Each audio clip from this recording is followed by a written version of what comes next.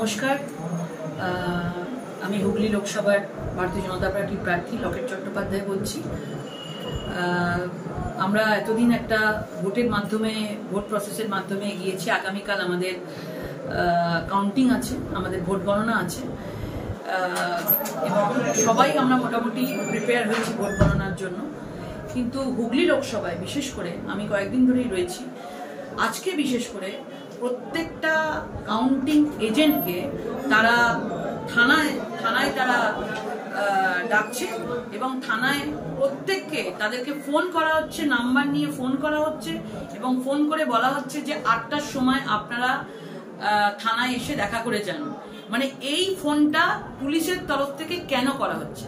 আমি West Bengal police, আমি তৃণমূল সরকারের যে গভর্নমেন্ট আছে তাদেরকে জানতে চাই যে পুলিশ কি করে কাউন্টিং এজেন্ট যারা হচ্ছে তাদেরকে কি করে তারা প্রত্যেকটা বাড়িতে তাদেরকে ফোন করা হচ্ছে এবং তাদেরকে ধমকি দেওয়া হচ্ছে এবং তাদেরকে বলা হচ্ছে থানায় একবার রিপোর্টিং করে যান।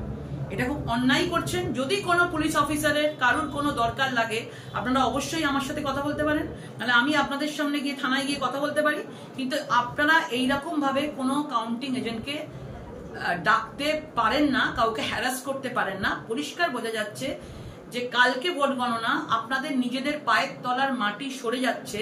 এই জন্য আপনারা প্রত্যেকটা কাউন্টিং এজেন্টকে গণনার দিন আপনারা চাইছেন যে কোন রকম গন্ডগোল পাকিয়ে গণনায় যেন কাউন্টিং এজেন্ট না আসে এবং তাহলে আপনারা যেন গণনার মাধ্যমে ভোটটা বার করে দিতে পারছেন। ভুল করছেন। এটা লোকসভা ভোট, এখানে সেন্ট্রাল অবজারভার রয়েছে, এখানে বিএসএফ রয়েছে, এখানে প্রত্যেকটা টেবিলে টেবিলে মাইক্রো অবজারভার রয়েছে, এখানে এআরও টেবিলেতেও সেন্ট্রাল থেকে অবজারভার থাকছে। সুতরাং কেউ যদি না থাকে তাহলেও কিন্তু ভোট গণনা হবে এবং ভোট গণনা হলে ভারতীয় জনতা পার্টি কিন্তু সিট জিতবে। সুতরাং আপনারা এই ধরনের যে বৃথা যে চেষ্টাটা করে যাচ্ছেন, আপনাদের যে চরিত্র, যেভাবে আপনারা প্রত্যেকটা জায়গায় ফোন করে করে মানে আমাদের ভারতীয় জনতা পার্টির কর্মীদেরকে যেটা করে যাচ্ছেন, সেটা কিন্তু আপনারা মানে সব কটাতে আপনারা ব্যর্থ হবেন। এবং আপনারা মনে করছিলেন যে ভোটের দিন পোলিং এজেন্ট বসবে কিনা, আপনারা অনেক বড় বড় কথা বলেছেন পোলিং এজেন্ট বসবে কিনা। হুগলিতে ভোটের দিন পোলিং এজেন্ট বসেছে এবং আপনারা এটাও বাজারে প্রচার করছেন যে কাউন্টিং এজেন্ট থাকবে কিনা। আপনাদের বলে দিই, কাউন্টিং এজেন্ট প্রত্যেকটা জায়গায়, প্রত্যেকটা বিধানসভায় আমাদের কাউন্টিং এজেন্টরা থাকবে এবং অলরেডি তারা নিজেরা উৎসাহিত হয়ে তারা আমাদের এখানেই তারা রয়েছে। সুতরাং এইভাবে এই ধরনের জিনিস করে কাউকে ভয় দেখাতে পারবেন না। এই হুগলি লোকসভা এবং এই বাংলা থেকে 30-এর বেশি সিট ভারতীয় জনতা পার্টি পাচ্ছে এবং আমরা নরেন্দ্র মোদীজিকে আমরা এটা উপহার দিচ্ছি। তৃণমূলের পায়ের তলার মাটি সরছে। আইপ্যাকের নাম করে আপনারা বিভিন্নভাবে আপনারা চেষ্টা করছেন যে ভেতরে ঢোকার।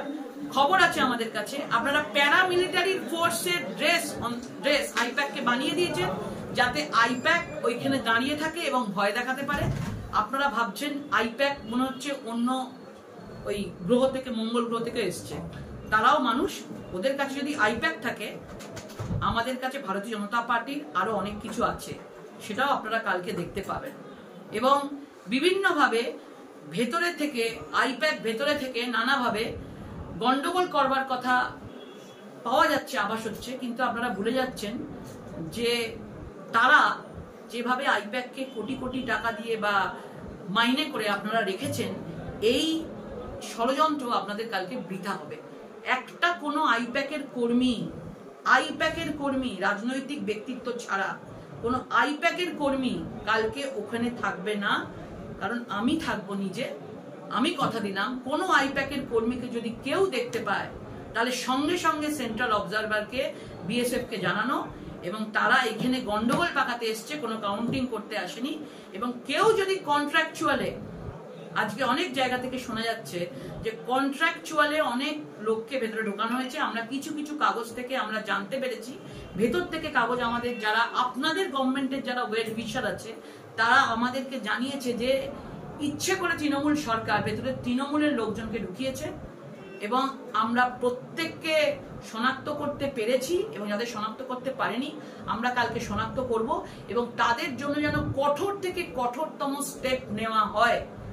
আমরা কালকে তার জন্য বন্দোবস্ত রাখছি, তাদেরও যেন সেইখানে যদি কন্ট্রাক্ট সংবিধান না মানা হয়, ভোটের নিয়ম যদি না মানা হয় তাহলে যে ওইখানে থাকবে তার কিন্তু সেই সরকারি চাকরি করার তার কোনো ক্ষমতা, তার কোনো থাকতে পারে না।